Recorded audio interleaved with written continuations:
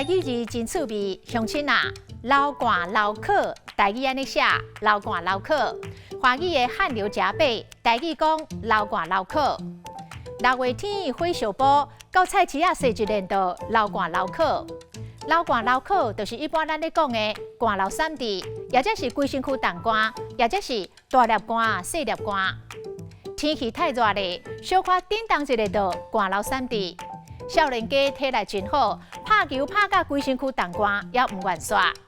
伊伤过紧张啊，竟然紧张甲大粒汗、细粒汗。回头讲流汗流渴的渴3种意思。第一种意思是咧讲液体浓稠，像苦头糜，就是汤水真少真高的糜。若糜的汤水较侪，就是糜较暗糜啊。渴第二种的意思。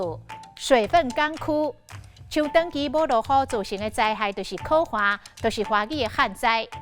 像讲欠水造成渴旱，好佳哉，连续落几啊天的大雨解毒了。